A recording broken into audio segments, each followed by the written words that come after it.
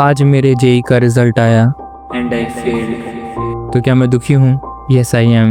लेकिन क्या मैं ब्रोकन, लॉस्ट या होपलेस हूँ? Absolutely not.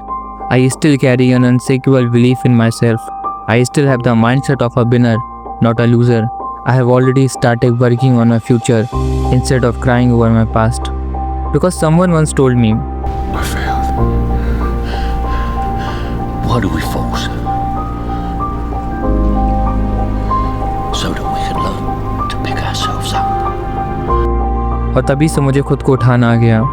पर हर 17-18 साल का लड़का या लड़की ये बात समझ नहीं पाता, क्योंकि जब सोसाइटी का इमेंस प्रेशर, फैमिली की एक्सपेक्टेशन और एक एग्ज़ाम का बर्डन होता है, और जब वो अपना बेस्ट देने के बाद भी फेल होता है, तब उसकी दुनिया ही टूट जाती है.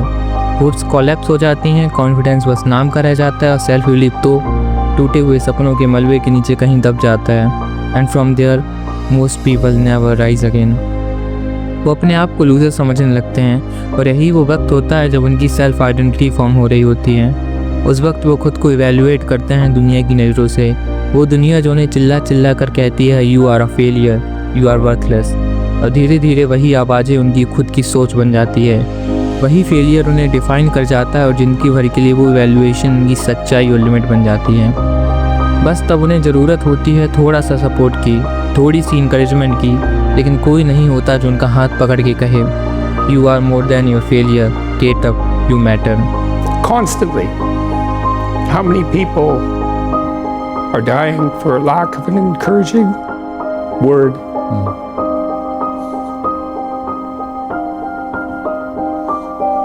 And how easy it is to provide that if you're careful.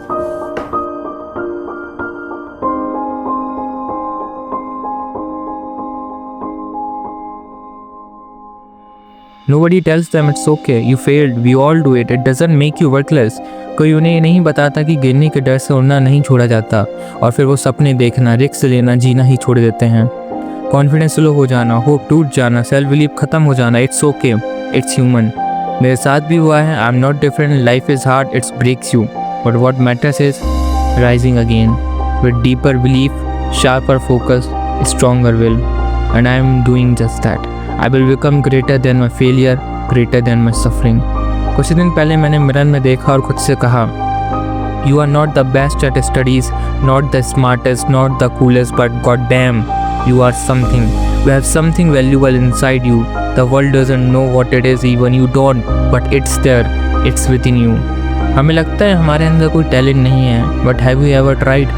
क्या कभी किसी स्पोर्ट्स में अपने आप को ट्राई किया? Acting, guitar, art, science, beyond books. Have you ever followed your heart with risks? Maybe not.